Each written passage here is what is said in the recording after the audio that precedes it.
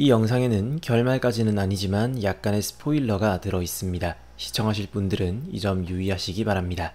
또한 이 영상에는 일부 잔인한 장면이 포함되어 있습니다. 시청하실 때 주의하시기 바랍니다. 눈 내리는 밤 어느 숲속 FBI 요원 사라와 제이디는 한 살인범을 쫓고 있었습니다. 지금껏 살해당한 피해자의 사진과 지금까지 살인자가 보여준 특징을 통해 그들은 살인자가 숨어있을 가능성이 높은 집을 유추해냅니다. 집을 둘러보니 깨진 유리창에다 새로 칠한 흔적, 그리고 새 번호판까지 모든 정황이 이곳이 맞다는 걸 말해주고 있었죠. 이들은 바로 지원을 요청하지만 그때 집안에서 누군가의 비명이 들려오고 살인을 막기 위해 이들은 어쩔 수 없이 둘이서 현장에 진입합니다. 숨어있는 살인자를 경계하며 조심조심 집을 수색하던 사라와 제이디. 그때 지하실에서 다시 한번 비명과 총소리가 들려오고 소리를 쫓아가 보니 범인은 이미 인질들을 모두 죽이고 자신도 스스로 목숨을 끊은 상태였습니다. Predator 5 to base, over. We have situation secure. Repeat, situation is secure. 그런데 뒤에서 또 다른 누군가가 튀어나오더니 갑자기 사라를 공격합니다. 제이디가 얼른 그에게 총을 쏘지만 그 또한 총을 맞고 쓰러지고 말죠. 그리고 사실 이 모든 게 뻥이었습니다. 이들은 실제 상황이 아니라 프로파일링 모의 훈련을 진행하고 있었던 거죠. 교육관인 해리스는 이들의 실수를 하나하나 지적합니다. Cigarettes on the table, more at the door, different brands. 2 cars up front. 4 place settings, not 3. All should have alerted you to the possibility that there might be another suspect.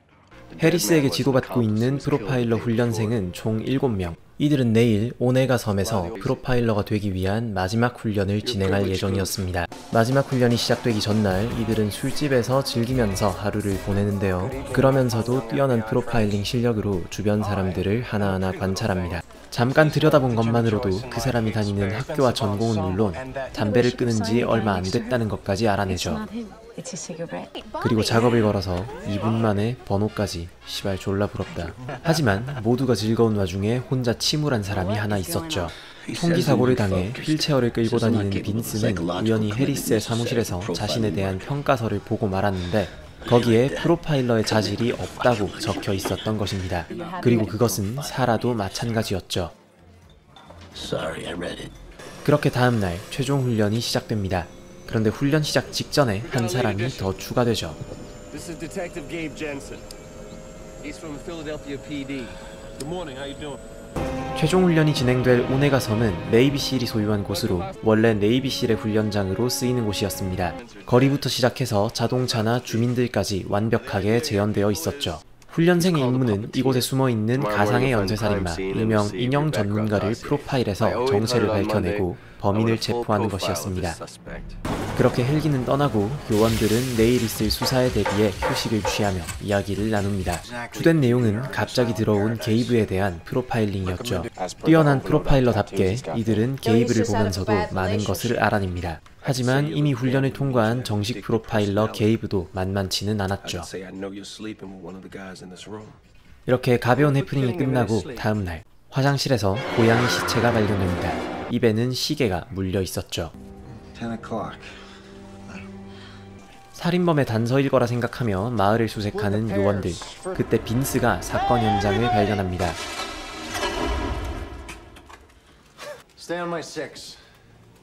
현장 감식을 시작하려는데 이번에는 갑자기 음악 소리가 들려오죠. 노래는 장난감 라디오에서 흘러나오고 있었습니다. 그런데 그것을 끄려는 순간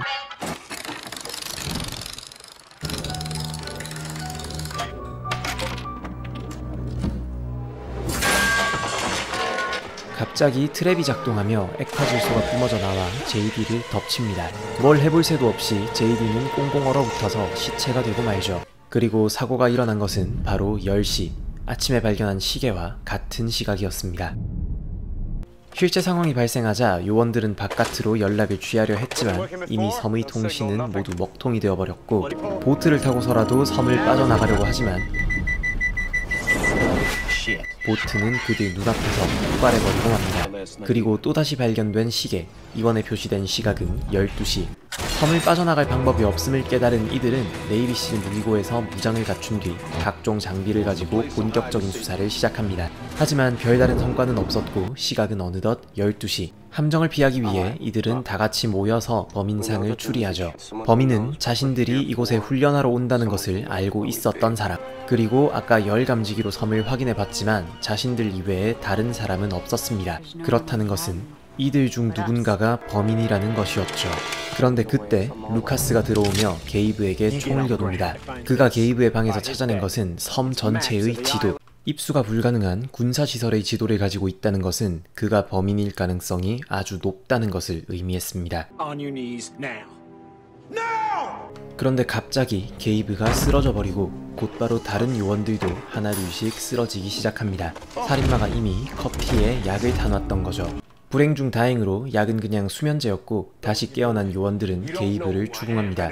하지만 모두가 잠든 사이 살인범은 레이크의 피를 모두 뽑아서 죽여버린 상태였죠. 그리고 창문에는 그의 피로 쓴 정체 모를 숫자와 함께 2개의 시계가 놓여 있었습니다. 2 watches means 2 victims? We got 20 minutes. 게이브는 자신이 법무성 요원이며 해리스가 훈련생들을 너무 가혹하게 다룬다는 제보가 있어 몰래 감사를 하러 온 것이었다고 주장합니다. 하지만 요원들은 그의 말을 믿지 않고 1층의 방에다 감금해버리죠. 빈스가 남아서 게이브를 신문하는 동안 루카스와 니콜은 함정을 찾아내고 사라와 바비는 숫자의 의미를 조사하기로 합니다. 그리고 바비가 뭔가 단서를 찾아내죠. 299 million. 792,458 meters per second. This is the original measurement for light. 범인의 메시지가 빛과 관련되어 있다는 것을 깨달은 이들은 불을 끄고 그런 다음 적외선을 비추자 이들의 등 뒤에서 보이지 않던 글자가 드러납니다. 하지만 글자의 의미를 해독하는 동안 시계는 이미 6시가 되어버렸고 아래층의 빈스와 게이브에게 죽음의 트랩이 작동을 시작하죠. 살아남기 위해서는 다리를 못 쓰는 빈스 대신 게이브가 반대쪽 방으로 건너가 전원을 내려야 했지만 그러려면 빈스의 총이 필요했습니다. 자신이 총에 집착하는 빈스는 총을 포기하지 않으려 하지만 조금만 있으면 물이 차올라서 감전돼 죽을 상황. 어쩔 수 없이 빈스는 의심가는 게이브에게 자신의 총을 건네주고 게이브는 바로 자신의 수갑을 부수고 나오는데 영화 마인드헌터는 레니 할린 감독의 2004년 작품으로 FBI의 프로파일러와 연쇄살인마의 대결을 담아낸 영화입니다. 저는 이걸 어릴 때 OCN에서 처음 봤는데요. 시계를 남기고 그 시간이 되면 어김없이 사람이 죽는다는 설정과 이 중에 누가 범인일지 몰라서 서로가 서로를 의심하는 상황 속에 그러는 중에도 시간은 계속해서 흘러간다는 그 긴장감에 무척 재미있게 본 작품입니다. 당시에는 생소했던 프로파일링이라는 소재, 뛰어난 능력을 가진 FBI를 대상으로 범행을 저지르는 엄청난 능력의 살인범, 서로를 의심하고 총을 겨누는 상황과 마지막에 밝혀지는 반전까지 가슴이 쫄깃해지는 영화를 보고 싶은 분들이라면 자신있게 권해드립니다. 지금까지 마인드헌터 소개였습니다.